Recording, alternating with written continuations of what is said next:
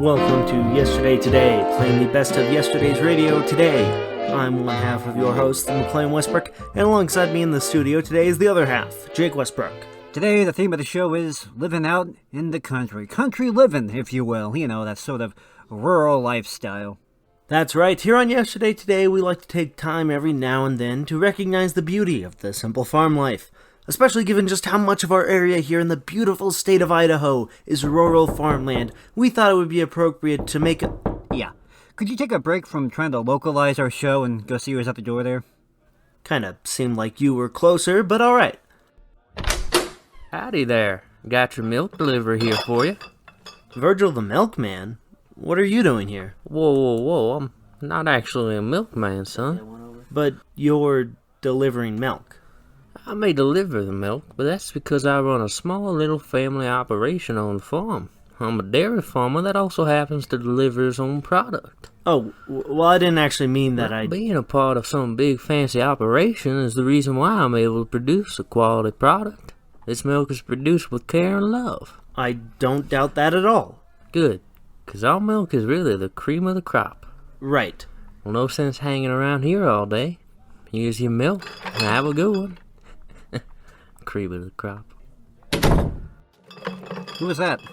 You remember when Sydney was getting milk delivered last year for his cheese-making hobby? Well, I must be back at it because that was our old milkman, dairy farmer, Virgil. Ah, no, the last thing we need is Sydney cluttering up the building with that nonsense again. Sydney, come here, please. Anyhow, Jake, how's tricks? Yeah, Sydney, your milk delivery just came. You're not making cheese here again, are you? I really wish you would not do that. I don't know, maybe do that on your own time, on your own property, just a thought. Well, no. My cheese-making days are long behind me. This milk here is for a much different purpose. Dare I say, a more important one. I'm afraid to ask. I'm starting a podcast. Its mission is to find the perfect breakfast cereal. Lofty goal, I know. Breakfast cereal. Yep. I needed Virgil's farm fresh milk, being the pure sweet nectar that it is, as the base to conduct my experiments with. You see, I must find which one of the fine, healthy, and nutritious sweetened grain-based breakfast cereals being produced by the small handful of powerful corporations that control our carbohydrate-dense government-sanctioned American diets. I need to find out which one's the best. Is it a combination of marshmallow and chocolate, or marshmallows and fruit, sweetened corn, or sweetened rice? This is a very vexing question, gentlemen. Not one to be taken lightly, and I am the one to not take it lightly. It's my duty to get to the bottom of this.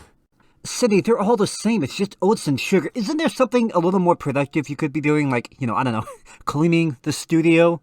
Oh, no, sir. I refuse to rest until I have a conclusion. Laugh all you want, Jake, but I've set my mind on following through with this experiment, and no one can stop me from... Sydney, scram. Okay, see ya. Nice to see our lovely, cheerful, happy-go-lucky producer today. Why do you have to kick Sydney out? 'Cause I don't need any of the excess goons hanging around the studio today, and you two knuckleheads are plenty enough already.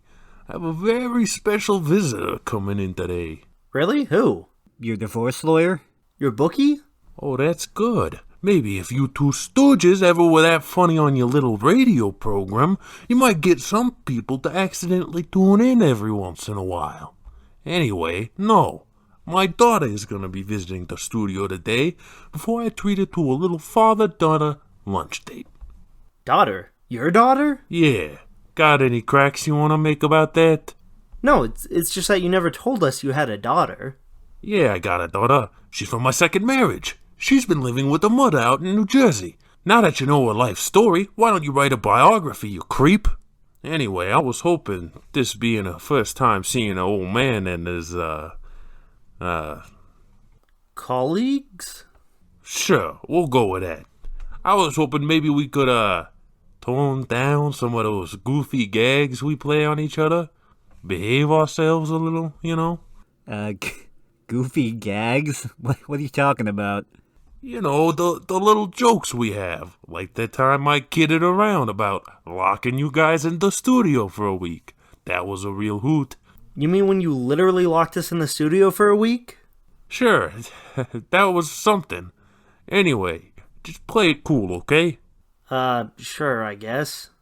Right. Well, now that it's only been approximately 45 minutes, I think we should probably start the show. As I said so long ago, we're talking about country living today, and I have here some music all about just that. Let's fire up that Victrola.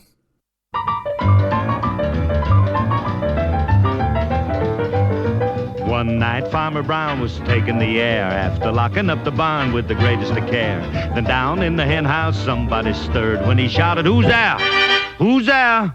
I'm telling the truth, this is what he heard. You can believe it or not. There ain't nobody here but us chickens. There ain't nobody here at all. So quiet yourself, stop that fuss. There ain't nobody here but us. We chickens trying to sleep, and you bust in and hobble, hobble, hobble, hobble with your chin. There ain't nobody here but us chickens. There ain't nobody here at all. You're stomping around and shaking the ground. You raising up a powerful dust. We chickens trying to sleep. You bust in and hobble, hobble, hobble, hobble. It's a sin. Tomorrow is a busy day. We got things to do. We got eggs to lay, worms to dig, grounds to scratch, and it takes a lot of setting getting chicks to hatch. There ain't nobody here but us chickens. There ain't nobody here at all. So quiet yourself, stop that fuss. There ain't nobody here but us. And kindly point that gun the other way and hobble, hobble, hobble off and hit the hay.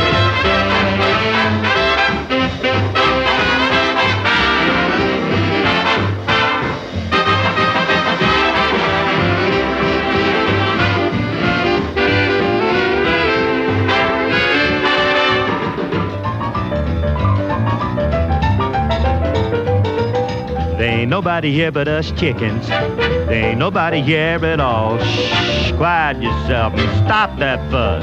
There ain't nobody here but us. We chickens trying to sleep and you bust in and baba-oodle with your chin. There ain't nobody here but us chickens.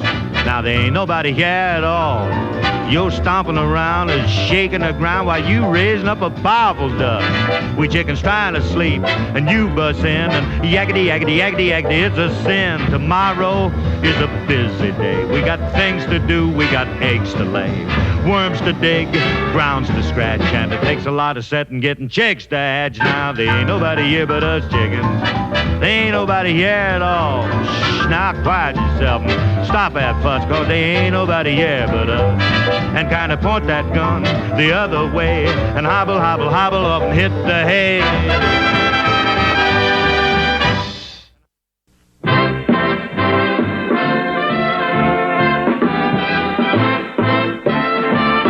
In a little red barn on a farm down in Indiana, let me lay my back on a stack of new-mown hay.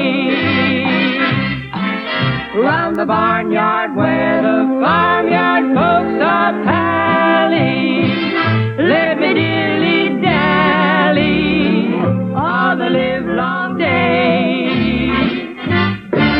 I'm a Hoosier who's blue clear through, and my heart is fine. Oh, that's pretty! All the sycamore trees where the Wabash breezes play.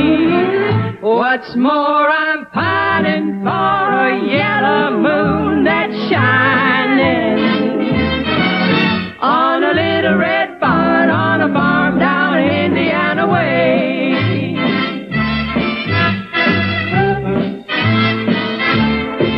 I'm a Hoosier who's blue through, and my heart is pining.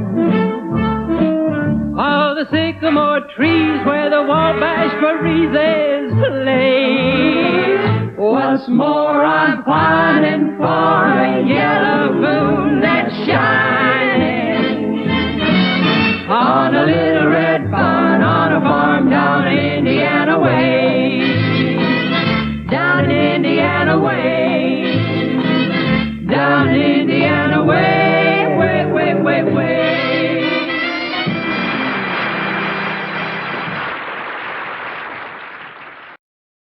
Beyond the busy highway, beyond the city strife, we highly treasure and take great pleasure in our plain way of life. Feuding, a fussing, and a fighting. Sometimes it gets downright exciting. Don't like them ornery neighbors down by the creek. Well, we'll be plumb out of neighbors next week. Grandma, poor old Grandma, why'd they have to shoot poor Grandma? She lies 'neath the clover. Seems they caught her bending over, reaching for the money, feuding, a fussing, and a fighting. This is a wrong that needs a righting. Let's get that funeral service over, so then we'll go feuding and fighting again. Feuding and fighting and a fussin', that's all that's going on with us'n. We are such neighborly people, peaceful and sweet, all except when we happen to meet. Daughter, baby daughter, poisoned all the neighbors' chicken. Daughter should oughter, at least till she could run like the dickens. They caught her at the crossroads, Feuding and fighting and a fussin'. No use a standing here a cussin'. Let's give our daughter a pistol now that she's 4, and go feuding and fighting some more. Ah, fighting and a feuding and a fussin'. What did that stranger want with us? He was a revenue agent, yep, he was until the boys had to hide him in the still. Liquor, mountain liquor, it's better now, it kicks you much quicker. Moonshine, mountain moonshine, has a glow that gets you much sicker. We serve it with the clothes brush, shooting and fussing and a fighting. This ain't no place to be politin'. I load up my double-barrel shotgun, I'm getting the yen to go feuding and a fussing, a feuding and a fighting, a feuding and a fussing again.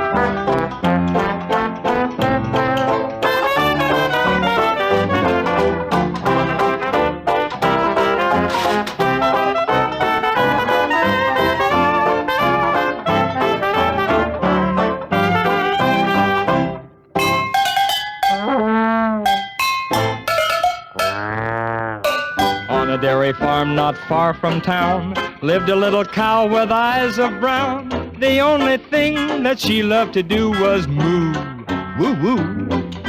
In another pasture right next door lived a bully boy cow she went for. They fell in love and all they thought of was moo, woo woo.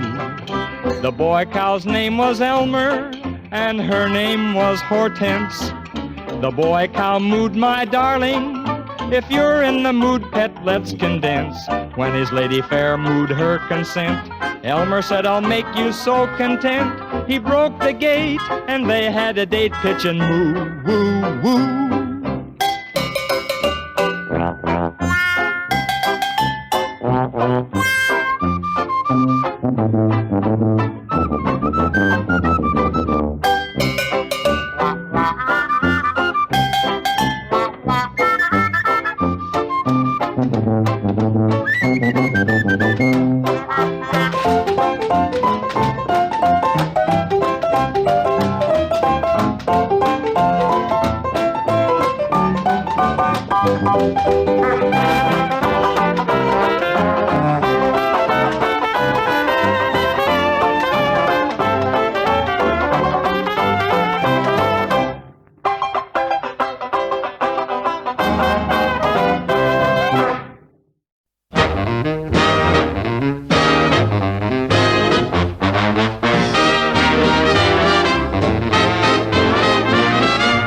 I know all y'all don't know who I is because I just got here today. My hometown is a little town way down Dixie way. Now everybody down there for miles around all calls me by my name. Now that I'm up here in your big city, I sure wish y'all would do the same. Because I'm a ding-dong daddy from Dumas, and you ought to see me do my stuff. Why, I'm a clean-cut fella from Horner's Corner. Oh, you ought to see me strut. I'm a caper-cutting cutie, got a gal called Katie. She's a little heavy lady, and I call her baby. I'm a ding-dong daddy from Dumas, and you ought to see me do my stuff. Yes, a ding-dong daddy from the Dumas, and you ought to see me do my stuff. I'm a ping-pong papa from Pitchfork Prairie. Ought to see me strut. I'm a ding-dong daddy, got a whiz-bang mama. She's a Bear Creek baby and a Wampus kitty. I'm a ding-dong daddy from Dumas, and you ought to see me do my stuff.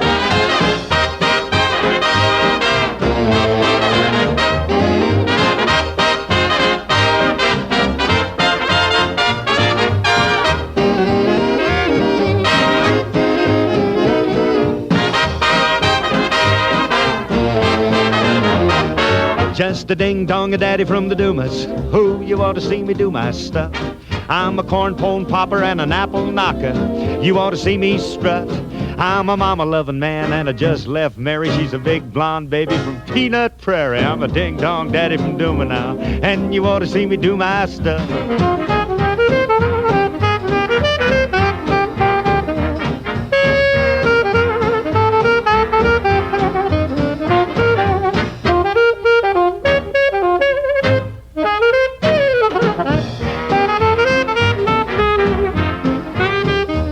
Just a rink-a-dink-a-daddy from the Dumas. Who, you ought to see me do my stuff. I'm a peach pie popper from Jackson's Holler. Oh, you ought to see me strut. I'm a honey-drippin' daddy, got a hard-hearted baby. She's a chic-shakin' Sheba, and hallelujah, I'm a ding-dong daddy from Dumas, and you ought to see me strut.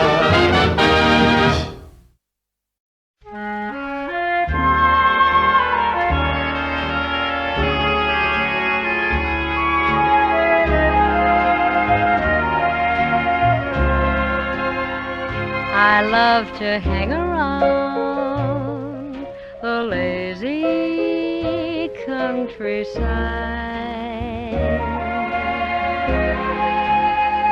with nature's gang around the lazy countryside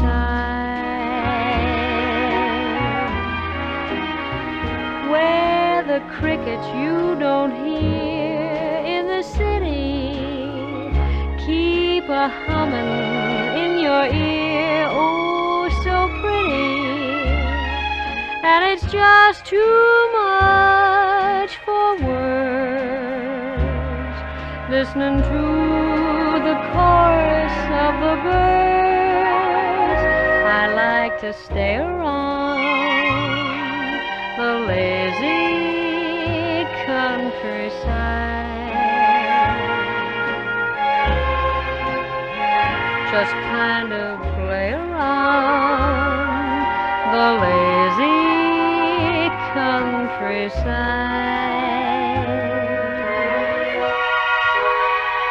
Oh, what fun in taking the sun in and to roam the spaces wide. It's the place for me, gee, great to be round the lazy countryside.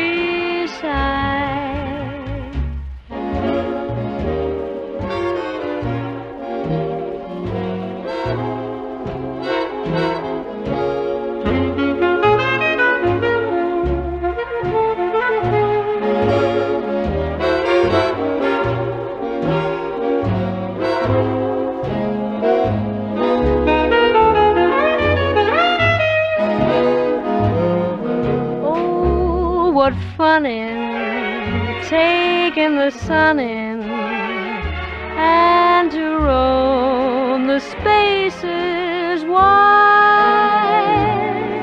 It's the place for me, gee, it's great to be round the lazy countryside.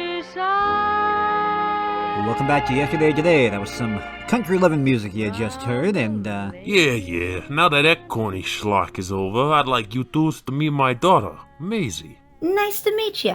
My father's told me all about you two. Yeah, it's a pleasure. He said you were bozos. I see our reputation precedes us. I heard all about you guys helping out Pops on his show. Well, actually, we started the show, and he came on board later to produce it, so it's not really Hey, instead of you two trying to talk her ear off, why don't you give her a grand tour of the place? Show her around. Okay, there's not really much to see. We work out of this little satellite building here. It's modest, but it's functional. Yeah, it's kinda Small, I know. Well, I was gonna say it's kind of a dump. Right. Well, you'll have to excuse us. Our janitor hasn't quite been on top of things today. He's been a little distracted. Oh, he's a little something, all right. Oh, wait a second. Your janitor? Ain't he that Sydney Snodgrass character you were telling me about, Pop? Yeah, that's the one. You ought to see this joker. I ain't even sure he's human.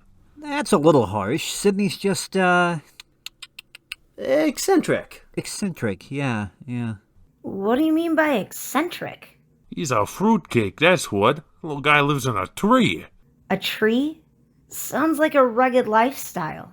The only thing rugged about Sydney is his face. Where is the Sydney character? I'd like to meet him.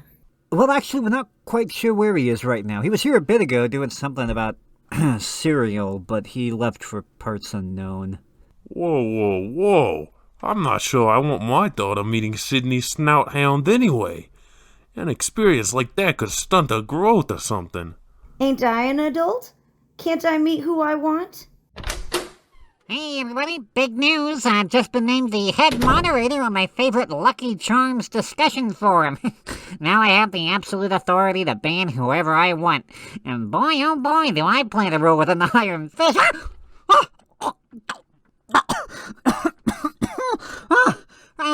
Who's that? Sydney, this is my daughter Maisie. Don't get too close. I don't want her mind to get warped. The pleasure's all mine, Mr. Salkaff. Oh, it's Snorthoff. Sorry, Mr. Snorthoff. What's the matter? Ain't you got anything to say? Cat got your tongue? I think he's broken. Sydney? Well, we ain't got all day to hang around here waiting for this clown to reanimate. Come on, Maisie, there's a nice little wiener schnitzel stand down the street. Let's grab some lunch. What's wrong with Sydney? Don't worry about that clown. Hey, you two, play another show and try not to ruin anything while I'm gone. We'll see you guys around. Nice to have met you. Yeah, nice to have met you. Anyway, next up on the show we have, McLean, could you turn Sydney the other way? That frozen look of fear on his face is making me uncomfortable. I got you. Anyway, next up we have an episode of Lum and Abner, the classic show of the lovable old mountain folk up in Pine Ridge, the Jot 'em Down store, old geezer comedy. That's what we need more of in America today. We don't have enough old geezers telling jokes out there. It's all kids these days. I don't get the kids these days. Anyway, this is Lum and Abner.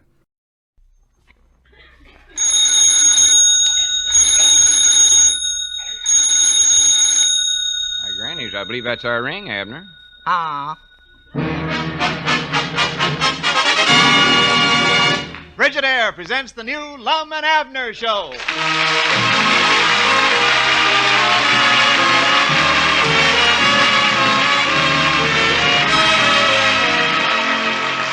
Tonight, Frigidaire, a division of General Motors, brings you a brand new kind of visit with those old characters down in Pine Ridge, featuring Clarence Hartzell as Ben Withers, Gloria Blondell, the music of Felix Mills, and starring your old favorites, Lum and Abner.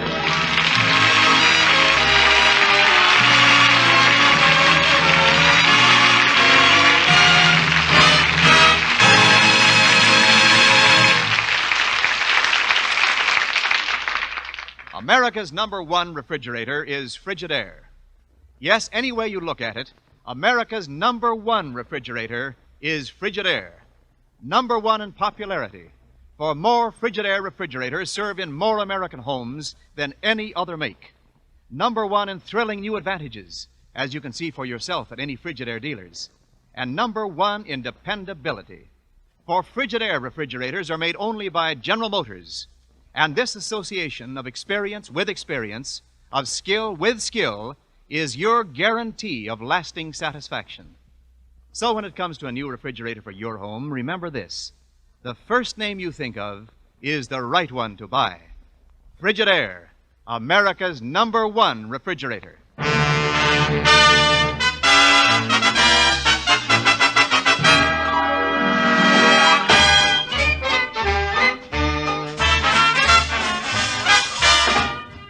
And now as we look in on the little community of Pine Ridge, we find Lum in the Jot-'em-Down store blocking Abner's path to the door. Listen. Now, wait a minute, Abner. Where do you think you're going? Lum, I've got to mail this letter for Ed Stoddard. Now, just why would Ed Stoddard want you to mail a letter for him? He's the postmaster. Well, not for a while he ain't. See, this letter is to the post office department telling them to send out a substitute to take his place. Why? What's wrong with Ed? Well, you know how absent-minded he's been getting here late. Oh, I know it. Just the other day I seen him sauntering along in the rain, holding his hand out in front of him like he's carrying an umbrella. He told me later he didn't realize he'd forgot it till the rain stopped and he reached up to close it. Well, you just wait till you hear this. He drove home last night, drove in the driveway, got out, opened the garage door, and when he seen the garage was empty, he yelled, "Help! Somebody stole my car." Oh, you never. He did. Yeah, he done it. And then his woman, she heard the commotion, thought he was a thief, and throwed an iron skillet and hit him on the head. That woke up the neighbor's dog, and he started chasing him. Then Caleb Weehunt thought it was somebody after his chickens, so he taken a shotgun to Ed, and now Ed is flat in bed on his stomach. Goodness alive. I don't know whether he got the car back or not. Granny, does it sound like he'll be laid up for a while? Well, that's why he writ this letter, to get a substitute. Yeah, you better get that in the mail quick. Or wait a minute. Wait here. Hold on. Give me that letter. You gonna mail it? I'm going to tear it up. Hey, now, Lum, don't do that. That's government matter. Yeah, and I'm doing the government a favor. Ain't no use in spending all that money to send a substitute out to Pine Ridge when we got a man right here that can handle the job. Yeah, but he's full of buckshot. I don't mean Ed. I mean me. You? Yes, sir. With my set of brains, I'll run that post office like it ain't never been run before.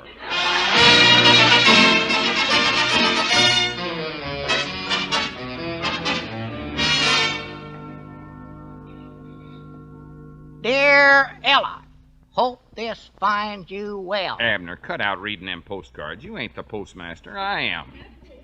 Ruby is having trouble with George again. Abner, I'm going to have to throw you right out of the post office. Because George keeps falling off of the wagon. Abner. Doggone, I hope he didn't hurt himself. Look, Abner, you... I don't know George, but he must not be very smart, Lum. Keeps falling off. Doggone. You'd think he'd learn how to sit in a wagon and hang on after 2 or 3 hours. Abner, that mail is U.S. government property. Tampering with it is a federal offense. And on top of that, if Ella Simpson ever caught you reading her postcards, she'd massacre you. Ruby says next time she sees George, she is going to shoot... Abner, give me that card. Lum, this is serious. Ruby's going to shoot... I don't care what she's going to do. Here comes Ella Simpson, and she'll do worse than that to you. Oh, my goodness. Now. Well, morning, Miss Simpson. Why, Lum, are you running the post office now? Yeah, I'm the new letterhead. How about some nice fresh stamps today? No, thank you. Say, you got any mail for me? Why, yeah, I believe there is a postcard. Just happen to have it in my hand. Here you are. Who's it from?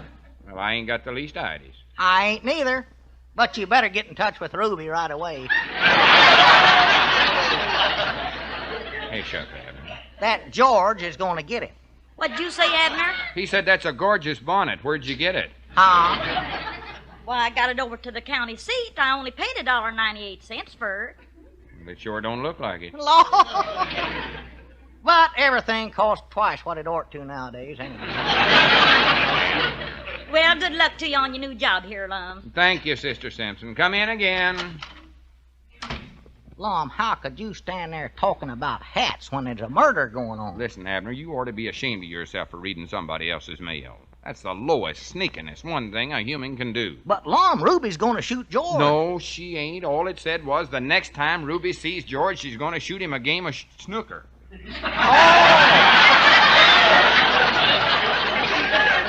That's a game I ain't even played. Only trouble now, she's liable to club him with a pool cue, you know that? No, because when she went on to say, well, I don't know what it said. Why don't you get on back to the Jot-'em-Down store? Well, all right, but what I come down here to tell you was that you better give up this post office junk, Lum. Squire Skimp says you're going to get yourself in trouble. Oh, sassafras. Squire's just jealous. Well, he says that you don't know nothing about the post office regulations. Oh, don't I? Well, just stick around and watch how I handle the next customer. I'll show you who knows about postal regulations. Well, I doggies, you got a good one to work on. Huh? There comes Ben Withers. Uh-oh. Oh, hello, Lum. How's the new postmaster? Oh, getting along just fine, Ben. I wonder if you could send a registered letter for me, Lum. Oh, you bet your life Registered. Yes. You can handle that, can't you? Oh, sure. Can I handle it? Registered. You wouldn't want to just send that special deliver, would you? Yes, all right. Well, good. But I want it registered, too. All right, Abner, you keep out of this. I never said a word. Watch what you're thinking, then. Let's see, now, you want this letter registered, huh? Yes, registered. Uh-huh. Registered. That's correct. Registered. Uh-huh. How about sending it airmail? I want it registered, Lum. Yeah. All right. Yeah, you bet. Uh-huh. What's the matter, Mr. Postmaster? Having trouble? No. And hush up. Lum, I want that sent delivered to addressee only. I thought you wanted it registered. Fine. Huh? You've got a rubber stamp there that says delivered to addressee only on it. Just stamp that on the envelope. Oh, well, that's simple enough, sure. Here we are. There. Come in again soon, Ben. Well, wait, that's the wrong stamp. That says return insufficient address. Abner, will you get out of here? Well, maybe you better let me get back there and fix this letter up right. No, now you stay right where you're at, Ben. I'm the postmaster here. Yeah, he's the postmaster. Let's see.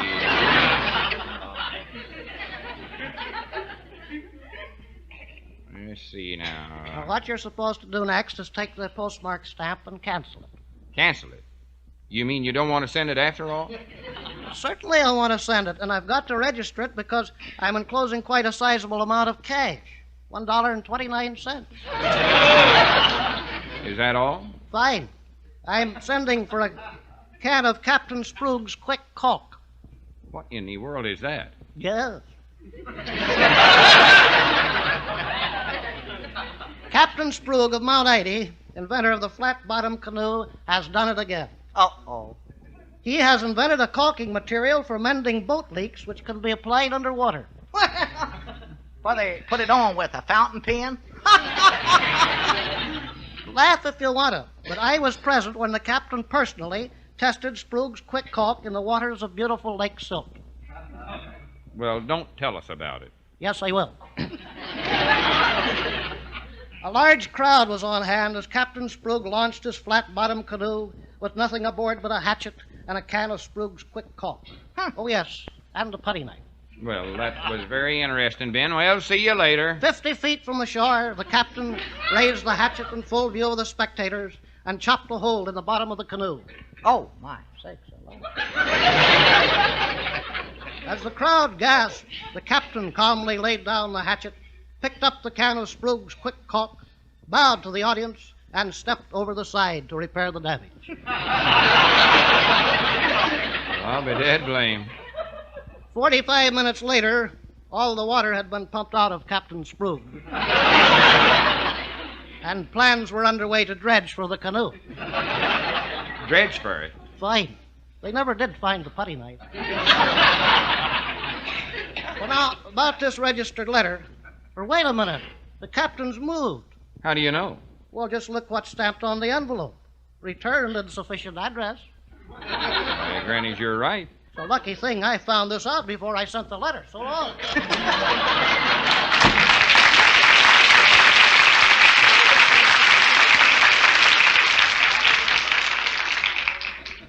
Well, Mr. Postmaster, you sure handled that something wonderful. Well, leastways I never lost no money on the transaction. Lum, why don't you give up this idea right here and now? You've been postmaster for a whole half a day and you ain't sold a nickel's worth of stamps or nothing else. I know it, and I don't understand it. Everybody'd think I didn't know a thing about business.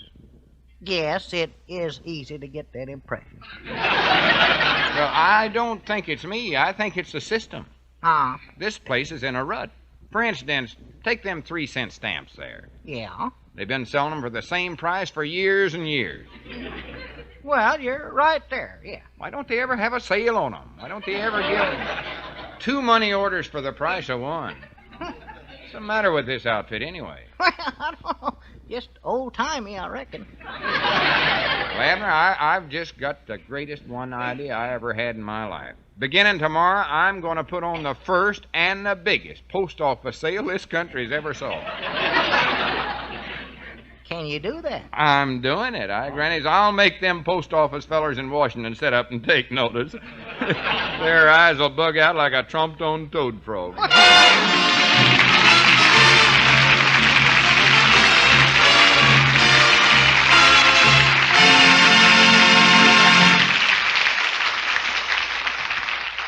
No, Miss Bates, there's nobody in the store but me and Mr. Niles, the Frigidaire representative. Uh-huh. How's Wilbur? Oh, finally got it, huh? How long a sentence? What do you know, Mr. Niles?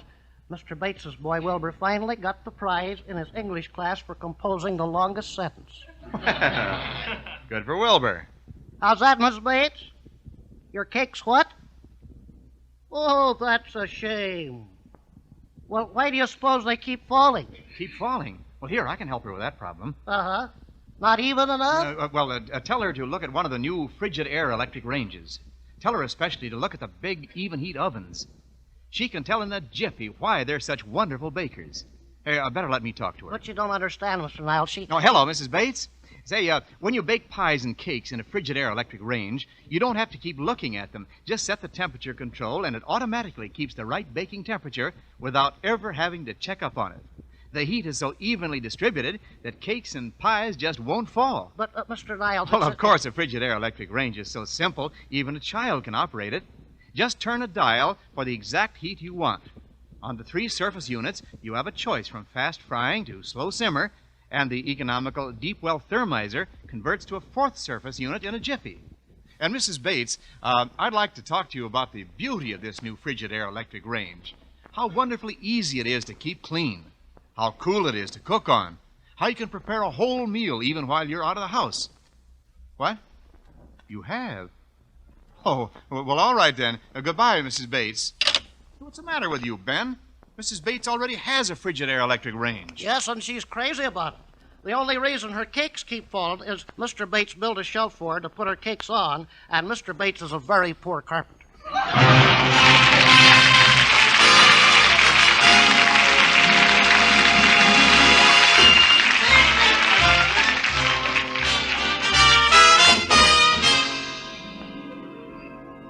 Granny's Abner, in another half hour, we'll be ready to start the big postal sale. Now, let's check over our list and see what we've did so far. Get signs printed. Check. Make window display out of money order blanks. Check. Buy punch boards. Check. Wait, I forgot to give you any money. What'd you buy the punch boards with? Check. Check. Check. Get jar of beans for guessing contest. Well, Cedric was supposed to bring them over last night, but he ain't showed up yet. That boy, he can't recollect nothing. He ain't got a brain in his head. Check. I guess you better go out and start hunting for him. Yeah, wait a minute. There he comes right now, Lum. Swan, that boy's the slowest mortal that ever drawed breath. Oh, howdy. Well, I got the beans. Well, it's about time, Cedric. What taking you so long? You got the beans yesterday. Yes, Mom, but it take me all night long to cook 'em. For the land's sake, Cedric, we never wanted them cooked. course not. You can't count cooked beans. Now get over to the Jot 'em Down store and get a jar of uncooked ones. And hurry up. What kind do you want? Navy beans? Yeah, they're fine. Kidney beans are nice. All right. Get kidneys. I thought you wanted beans. Huh? Grannies, I wish you two idiots would clear out of here before I go stark raving mad crazy. Both of you go get the beans, but hurry back, Abner, because I'm going to need your help quick as the rest starts. Yeah, all right, all right. I'll call Mamie, the central girl, and have her ring the fire alarm so as I can make a public announcement about the sale over the party line. Yeah, all right. Well, come on, Cedric. Let's get out of here. Hello? Oh, hello, Mamie. This is Lum Eddards, and I want you to ring What's the name? Lum Eddards, and I want... Lum Eddards? Yeah, that's right. He ain't at the Jot 'em Down store. Try calling him at the post office. Well, I don't want to call him. Who? Lum Eddards. I'm sure you'll find him at the post office. I know I will, because that's where I'm at now. Well, ain't he there? Who? Lum Eddards. Oh, for pity's sakes. Why don't you leave a message for him when he comes in? Look, Mamie, I just want you to ring the fire alarm so that What's that name again? Whose name? Who are you calling? I said ring the fire alarm. Sounds like you're saying fire alarm. Well, I am. How do you spell that? F-I-R... Look, Mamie, I don't think you understood me. Who are you? Lum Eddards. I told you can reach him at the post office. Goodbye. Oh, me. Say, Lum, you were wrong. The captain hasn't moved, so I want to send this registered letter after all. Well, that's just dandy great. Now, you get back there and register it yourself. I'm leaving. I'll be back later. Where are you going, Lum? Fine. What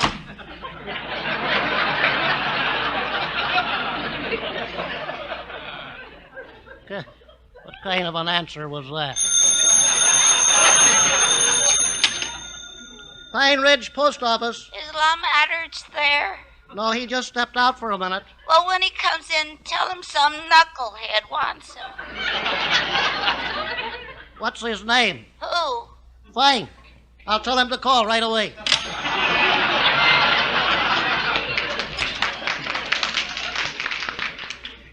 Sir, what can I do for you, sir? Well, I'm Inspector Burton of the Postal Department, and I want to see the postmaster. Oh, yes, you must be the knucklehead the operator mentioned.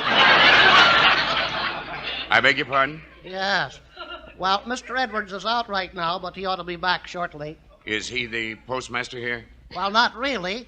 The real one is home in bed, so Mr. Edwards appointed himself postmaster. Appointed himself? Wait a minute. Did you say you were with the U.S. Postal Department? I certainly did. Well, my stars. Then you must know Hilmer Grossen. Who? Yeah. Hilmer was in the post office game for a number of years. Best postmaster Mount Ida ever had until they fired him for being conscientious. Well, I've never heard of a man being fired for that. Well, that's what happened to Hilmer. His wife even divorced him on account of it. Oh, come now. Elmer Grossen loved the post office work so much that he delivered every letter that came in personally. When Kenneth Zinkefoos moved to Hatfield, Hilmer stamped "Please forward" on the letter and personally delivered it to Kenneth at Hatfield. Well, I don't think they'd discharge him for that. Then a letter came in for Rudford Kelp, who had also moved, and Hilmer did the same for him. Where'd Rudford move to? Somewhere in northern Finland. Finland? On his return a year later, Mrs. Grossen based her suit on desertion. Hilmer put up the defense that he was so far north, the days were 6 months long, and thus he was only gone 2 days. He lost the case. Yes. Well, tell me more about this Mr. Edwards. Ex-postmaster Grossen now runs a small Finnish steam bath in Mount Ida. I don't care about him. What about this Mr. Edwards? Oh, he's not here right now. He's out making final arrangements for his stamp sale. Stamp sale? Fine. Well, look. I'm going to drop in a little later and have a chat with this Mr. Edwards. But don't you tell him. Oh, gonna surprise him, huh? I certainly am. And what a surprise.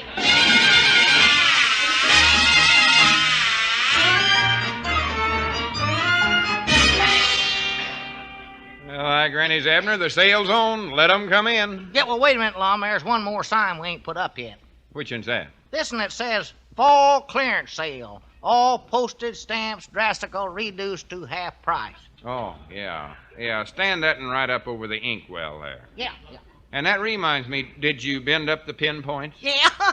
Me and Cedric played a game of darts with them.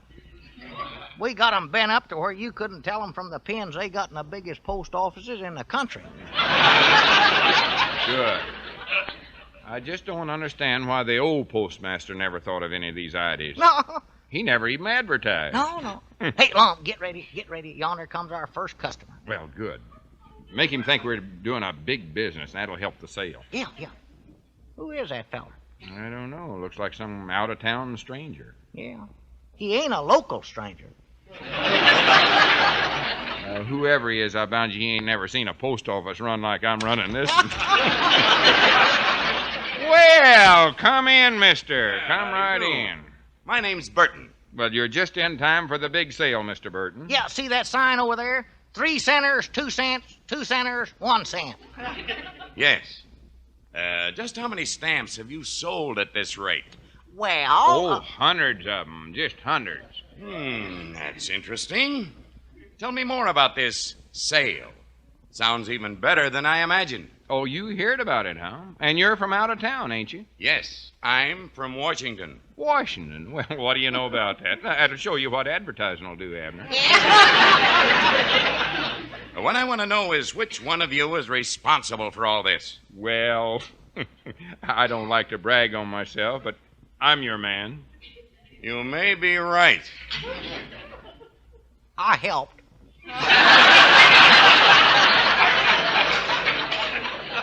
Good. I want that information, too. Well, thank you. Now, let's see now. You're Mr. Edwards, aren't you? Yeah, that's I. Mr. Edwards, do you know anything at all about postal regulations? Oh, them old moldy wore-out things. I'm making up a whole new set. You are, eh? Oh, yeah. You might say I'm revoluting the whole postal system. He's the most revolting postmaster this town's ever had. Abner, you're just saying that. No. Mom, everybody says that. Oh, yeah, they love me here in Pine Ridge. Mr. Edwards, have you informed Washington of any of those little changes you're making? Well, not quite yet. I'm going to surprise it on them all at once. I'm going to make monkeys out of them old fogies. Old fogies, eh? Oh, yeah. Would you like to take a chance on the punch board? Punch board? Yeah, see, if you get the lucky number, you get a free money order. This is incredible. Oh, you ain't saw nothing yet. See that jar of beans there? Guess how many beans there are in it, Mr. Burton? Yeah, try 3,479. Blabbermouth. Say, what is this? Some kind of a game? Yeah, see, whoever guesses closest to the number of beans in there gets a postal savings account with double the regular interest for 2 years. Double the interest? You can't possibly mean that. Oh, you don't know me, Mr. Burton. When the government finds out what I'm doing here, they'll have me working for them for the rest of my life. Mr. Edwards, you took the words right out of my mouth.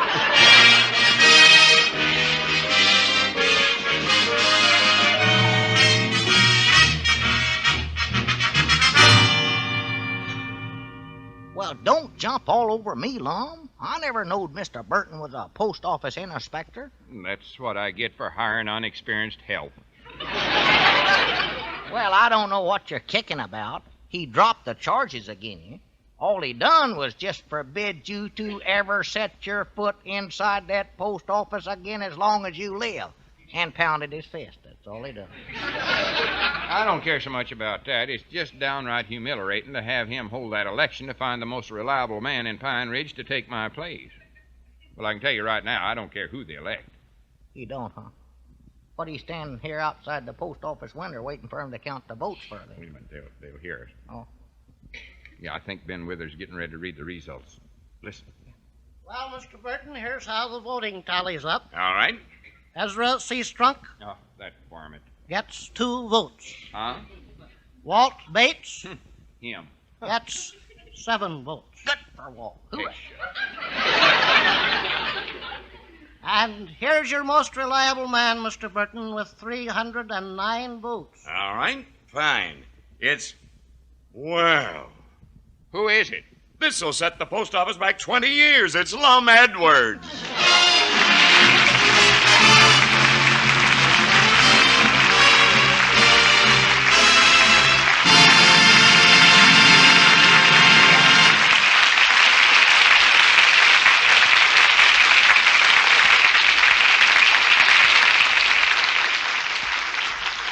Lum and Abner will be back in just a moment. But first, here's an important question. Would you like to own a refrigerator that has a different kind of cold for every different kind of food? Then visit your Frigidaire dealer and ask to see his many models of the Frigidaire refrigerator, the only refrigerator in the world with the famous meter miser, simplest cold-making mechanism ever built.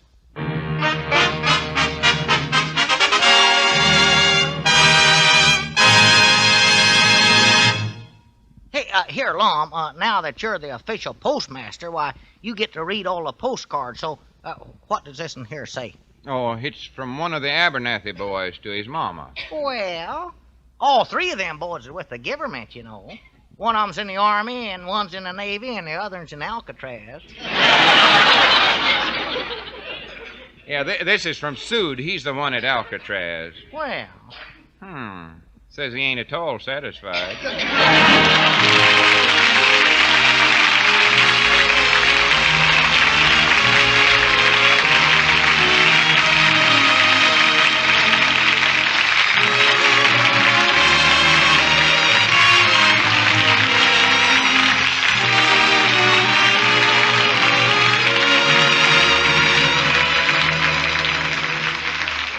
The new Lum and Abner Show is brought to you each week by Frigidaire Division of General Motors, manufacturers of a complete line of home appliances, air conditioners, and refrigeration equipment for American business. The script is written by Roz Rogers and Betty Boyle, with music by Felix Mills. So until next Sunday night, same time, same station, this is Wendell Niles saying good night for Frigidaire, America's #1 refrigerator.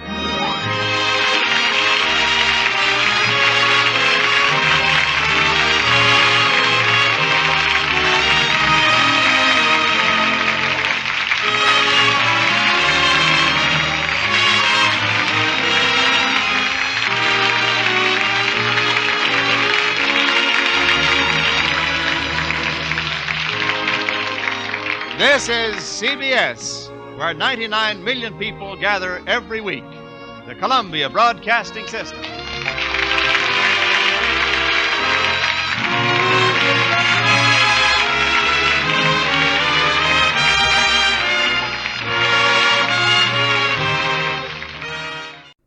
Welcome back to Yesterday Today. That was Lum and Abner, and that will wrap us up for our show today.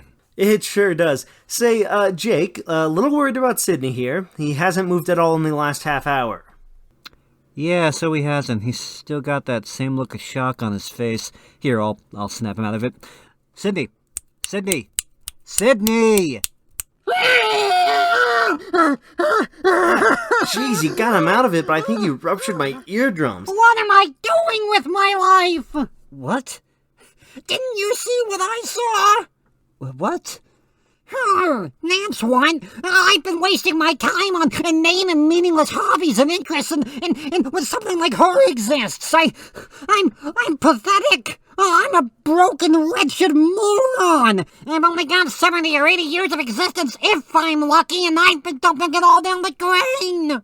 Well, Sidney, I think you're being a little hard on yourself. You don't... I live in a tree, McLean! A tree! How on earth could I have possibly thought that was a responsible decision? I should have bought a house! People don't live in trees! Yeah, we know. How could a girl like Maisie possibly ever be interested in me? I don't even know what a credit score is! I had Lucky Charms for breakfast! That's not a healthy meal to start your day!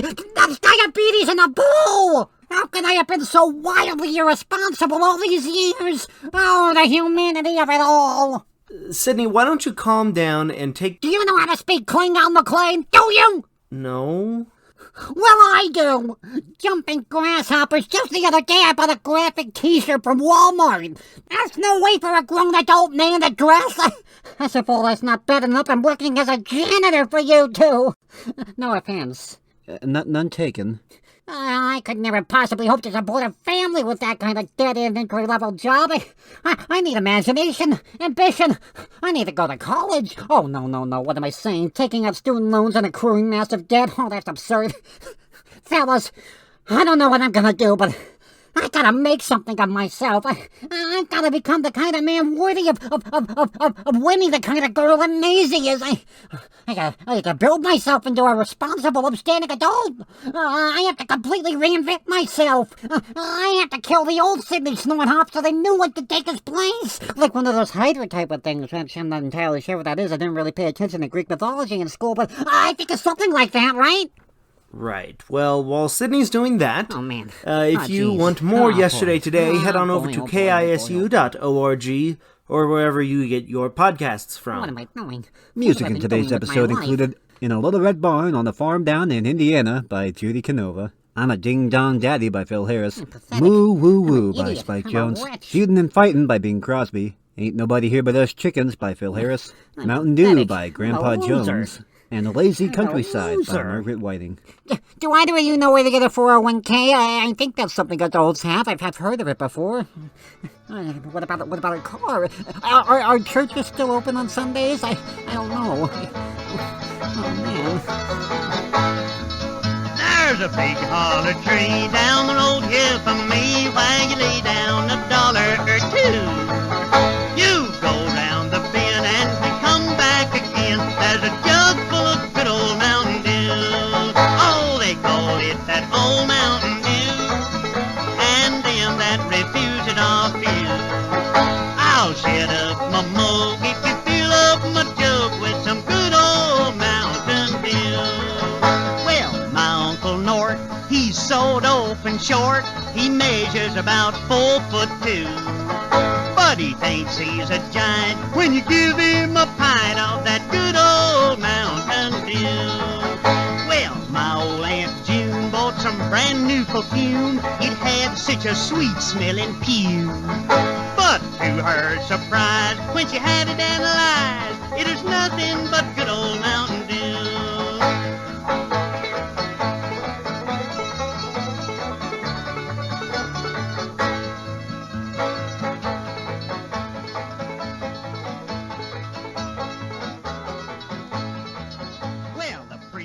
Rode by with his head hoisted high, said his wife had been down.